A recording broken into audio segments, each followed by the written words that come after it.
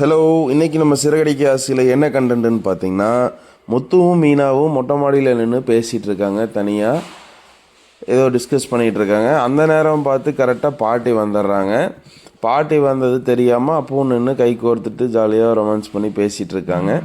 பாட்டி அதை பார்த்துட்டு, டேய் முத்து, என்ன பண்ணிகிட்ருக்க இந்த நேரத்தில் அப்படின்னு சொல்லி கூப்பிட்றாங்க. கிட்ட வந்தனையும் இந்த பொண்ணு கூட நின்று என்ன பேசிகிட்டு இருக்க, ரெண்டு பேரும் புருஷன் பொண்டாட்டி மாதிரி கை கோர்த்துட்டு நின்று ஜாலியாக பேசிகிட்டு இருக்கீங்க, என்ன நடக்குது, இது எத்தனை நாளாக நடக்குது, ஒரு வயசு பொண்ணு கூட இந்த நேரத்தில் மொட்டை மாடையில் உனக்கு என்ன வேலை அப்படின்னு சொல்லி சத்தம் போடுறாங்க.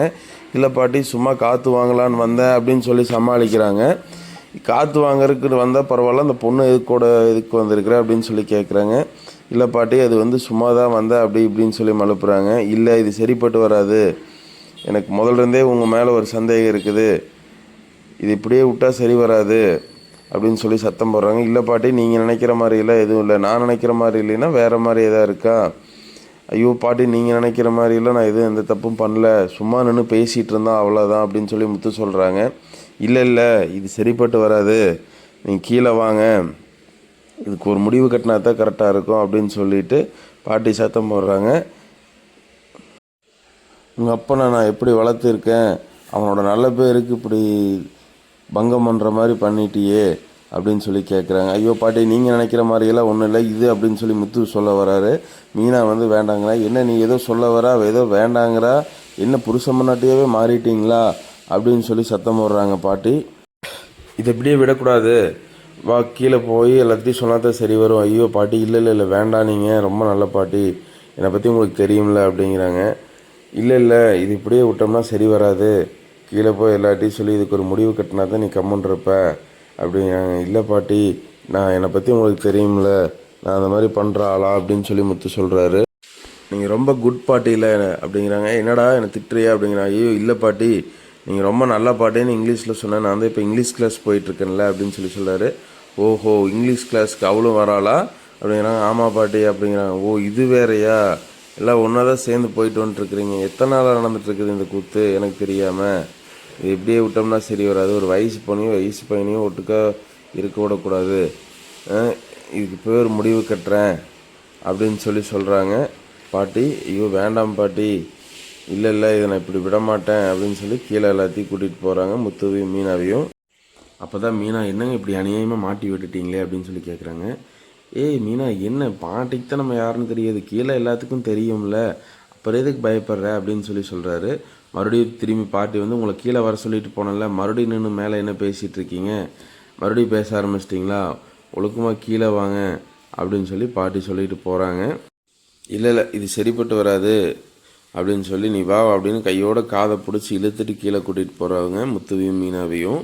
கீழே போகும்போது அப்படியே எல்லாத்தையும் கூப்பிட்றாங்க. அண்ணாமலை இங்கே வா அப்படிங்கிறாங்க. எல்லோரும் வராங்க. அண்ணாமலை, விஜயா, ஸ்ருதி, ரவி எல்லோரும் வராங்க. மனோஜ், ரவி ஹாலில் உட்காந்து டிவி பாடுறாங்க. அப்போ தான் கீழே கூட்டிகிட்டு வராங்க. ஏம்மா என்னாச்சு அப்படின்னு சொல்லி சொல்கிறாங்க. இங்கே பாரு அண்ணாமலை, உன் பையன் பண்ணிகிட்ருக்கிற வேலையை, உனக்கு பையனாக பிறந்துட்டு இப்படி ஒரு வேலையை பண்ணிகிட்ருக்கா, என்னம்மா என்னாச்சு சொல்லுங்கள் அப்படின்னு சொல்லி கேட்குறாங்க. இந்த பையன் இந்த பொண்ணு கூட மேலே நின்று பேசிகிட்டு இருக்கிறான், அது ரெண்டு பேரும் கை கோர்த்துட்டு நின்று பேசிகிட்டு இருக்கிறாங்க. எத்தனை நாளாக நடக்குதுன்னு தெரியல இந்த விஷயம், இதெல்லாம் யாருமே கண்டுக்கிறது இல்லை. இத்தனை நாளாக நீங்கள் இருக்கிறீங்க, எதுவுமே கண்டுபிடிக்கல, நான் வந்த உடனே இதை கண்டுபிடிச்சிருக்கிறேன். வயசு பையனும் வயசு பொண்ணும் பேசுகிறக்கு விடலாமா? மனோஜ் என்ன சொல்கிறாரு, இதனால் என்ன தப்பு பாட்டி, அவங்க ரெண்டு பேர் பேசுகிறதுனால, அவங்களுக்கு தான் ஏற்கனவே கல்யாணம் அப்படின்னு சொல்ல வர்றாரு. உடனே விஜயா, டீ கம்முன்னுறா அப்படிங்கிறாங்க. என்ன தப்பா, ஏன்னா ஒரு வயசு பையனும் வயசு பொண்ணும் பேசிகிட்டு இருக்கலாமா, இதெல்லாம் சரிப்பட்டு வராது, காலகாலத்தில் அவனுக்கு கல்யாணத்தை பண்ணி வச்சிடணும், இது எப்படியே விட்டோம்னா அது எங்கேயோ போய் முடிஞ்சிடும் அப்படிங்கிறாங்க. அவனுக்கு இப்போ எப்படிம்மா கல்யாணம் பண்ணுறது, அவனுக்கு மூத்தவன் மனோஜ் வேறு இருக்கான்ல, அவனுக்கு கல்யாணம் பண்ணாமல் பண்ண முடியாதுல்ல அப்படிங்கிறாங்க. அதையெல்லாம் பார்த்தோம்னா இவங்க வேறு ஏதோ பண்ணிடுவாங்க, வேண்டாம் இவனுக்கே ஃபஸ்ட்டு கல்யாணம் பண்ணி வச்சிடலாம் அப்படின்னு சொல்லிக்க சொல்கிறாங்க. நாளைக்கு நீ அவங்க அப்பாவை கூப்பிட்டு வர சொல்லு அப்படிங்கிறாங்க. உடனே விஜயா, அவளுக்கே அது அப்பா, அவங்க அப்பா தான் இல்லையே அப்படிங்கிறாங்க. என்னாச்சு, அவங்க அப்பா அவங்க கூட வேலை செஞ்சவர் தானே நம்மளை, இல்லை அவங்க அப்பா தவறிட்டார், அம்மா மட்டும்தான் இருக்காங்க, சரி நீ நாளைக்கே அவங்க அம்மாவை கூப்பிட்டு வர சொல்லு, நம்ம பேசி முடிவு பண்ணிடலாம் அப்படிங்கிறாங்க. நீ பரவாயில்ல, இருக்கிறதுலே நல்ல பையன் மனோஜ் மட்டும்தான், தங்கமான பையன், ஒழுக்கமாக வேலைக்கு போயிட்டு வந்துட்டுருக்கான், அவன் பேசி இது பண்ணியிருந்தா கூட பரவாயில்ல, அவனுக்கு முன்னாடி நீங்கள் எல்லாம் பேசி கல்யாணம் பண்ணுறீங்க, சரி பரவாயில்ல, அவனுக்கு ஒரு நல்ல பொண்ணை பார்ப்போம் அப்படிங்கிறாங்க. டக்குன்னு உடனே ஸ்ருதியை பார்த்து நீங்கள் வந்து நில்லு அப்படிங்கிறாங்க பாட்டி. இணைவா பாட்டி அப்படின்னு சொல்லி ஸ்ருதி வராங்க. வந்து நினைவுமே உடனே ரவி கூப்பிட்றாங்க, டே ரவி நீங்கள் வா வந்து நில்லு அப்படிங்கிறாங்க. இணைவா பாட்டி சொல்லுங்கள் அப்படிங்கிறாங்க. உண்மை சொல்லுங்கள், எனக்கு தெரியும் நீங்கள் 2 பேர் வந்து லவ் பண்ணிகிட்ருக்கிறீங்க அப்படின்னு சொல்லி கேட்குறாங்க. அண்ணாமலை வந்து என்னம்மா சொல்கிறீங்க, இங்கே நடக்கிறதெல்லாம் பார்த்துட்டு தாண்டா இருக்கேன், எனக்கு தெரியாதா, இந்த பையன் அந்த பொண்ணை விரும்புகிறான், எனக்கு நல்லா தெரியும் அப்படிங்கிறாங்க. உடனே வந்து ரவி இல்லை பாட்டி அப்படிங்கிறாங்க. நீ கம்முன்னு இரு அப்படிங்கிறாங்க. ஸ்ருதி கேட்குறாங்க, நீ சொல்லுமா உண்மையான. ஆமாம் பாட்டி, நான் மனசார விரும்புகிறேன் அப்படிங்கிறாங்க. சரி இரு, இவங்களுக்கு கல்யாணம் பண்ணி வச்சிடலாம் அப்படின்னு சொல்லி பாட்டி சொல்கிறாங்க. ரவி வந்து ஐயோ வேண்டாம் பாட்டி, எனக்கு வேறு நல்ல பொண்ணாக பாருங்கள், கல்யாணம் பண்ணிக்கிறேன் அப்படின்னு சொல்லி சொல்கிறாரு. உடனே வந்து ஸ்ருதி வந்து ரவியை பிடிச்சிக்கிறாங்க. பாத்தியா நம்ம முன்னாடியே இப்படி கிள்ளி விளையாண்டுருக்காங்க, இதுதான் நான் சொன்னேன், இத்தனை நாளாக நீங்கள் இருந்திருக்கிறீங்க, இதெல்லாம் எதுவுமே கண்டுபிடிக்கல, நான் வந்து கொஞ்ச நாள்லேயே இது எல்லாத்தையும் கண்டுபிடிச்சிட்டேன், இதுதான் நீங்கள் எல்லாம் பார்த்துக்கிற லட்சணமா அப்படின்னு சொல்லி பாட்டி சத்தம் போடுறாங்க. உடனே 2 பேர்த்துக்கு கல்யாணம் பண்ணி வச்சிடலாம், அப்போ தான் கரெக்டாக இருக்கும் அப்படிங்கிறாங்க. இப்போ என்னம்மா அவசரம் அப்படின்னு சொல்லி அண்ணாமலை கேட்குறாரு. அதெல்லாம் உனக்கு தெரியாது, இவங்களை இப்படியே விட்டோம்னா சரி வராது அப்படின்னு சொல்லி சொல்கிறாங்க. சரிம்மா, இருந்தாலும் வந்து மனோஜ் இருக்கிறான்ல, மனோஜை வச்சுட்டு எப்படி இவங்களுக்கு கல்யாணம் பண்ண முடியும் அப்படிங்கிறாங்க. அதுவும் சரிதான், மனோஜுக்கு வந்து நம்ம ஊரில் சதாசிவம் இருக்கார்ல, அதான் வாத்தியார், அந்த ஆளோட பொண்ணு இப்போ தான் காலேஜ் முடிச்சிட்டு வீட்டில் தான் இருக்குது, அந்த பொண்ணை போய் பேசி முடிச்சிடலாமா, நான் பேசிட்டா அப்படின்னு சொல்லி கேட்குறாங்க. மனோஜ் வந்து ஐயோ எனக்கு இன்னொரு கல்யாணமா அப்படிங்கிறாங்க. என்னது இன்னொரு கல்யாணமா? இல்லை பாட்டி, எனக்கு அதுக்குள்ளே கல்யாணமா, இல்லை இப்போ தான் நான் இது பண்ணிகிட்ருக்கேன், இன்னும் சம்பாரித்து பிஸ்னஸில் நல்ல நிலைமைக்கு வரணும், அதுக்கப்புறம் தான் கல்யாணம் பண்ணிக்கணுன்ட்ருக்கேன், எனக்கு இப்போதைக்கு கல்யாணம் வேண்டாம் அப்படிங்கிறாரு. அதெல்லாம் இல்லை, நீங்கள் உங்கள் 2 பேர்த்து வீட்லேயே கூப்பிட்டு வர சொல்லிடுங்க அப்படின்னு சொல்கிறாங்க.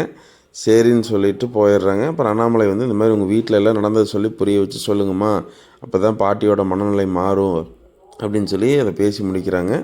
முத்துவும் மீனாவும் அவங்க அம்மா வீட்டுக்கு இதை சொல்கிறதுக்காக நேரில் போகும்போது மீனாவோட தம்பி அங்கே வந்திருக்காரு. வெளியே பார்த்தா ஒரு காஸ்ட்லியான கார் நிற்கிது. உள்ளே போய் பார்த்தா யாருன்னா மீனாவோட தம்பி. அவர் வந்து மாமனாரோட காசில் நல்லா வெல் செட்டில் ஆகிட்டு அவங்க அம்மாவை பார்த்து இனிமேல் நான் இங்கே வரமாட்டேன், மாமனார் வீட்லேயே இருந்துக்குவேன் அப்படின்னு சொல்லிட்டு போகிறக்காக வந்திருக்காங்க. 2 பேரும் ரொம்ப ஆச்சரியமாக பாட்டுருக்காங்க. பணம் வந்தனே ரொம்ப மாறிட்டான், ரொம்ப ஆட்டிடியூட்டாக இருக்கான்னு சொல்லி பார்த்துட்ருக்காங்க. செயின் மோதிரம் எல்லாம் செழிப்பாக இருக்கார் அப்படின்னு சொல்லி பார்த்துட்டு பேசிகிட்டு இருக்காங்க. அப்போ தான் அவங்க அம்மா சொல்கிறாங்க, அங்கேயே தங்கிடாதரா, அப்பப்போ இங்கே வந்துட்டு போ அப்படிங்கிறாங்க. சரிம்மா, வேலை இருக்கிறங்காட்டி தான் அங்கே இருக்கேன்னு சொல்லிவிட்டு அவர் முடிக்கிறாரு.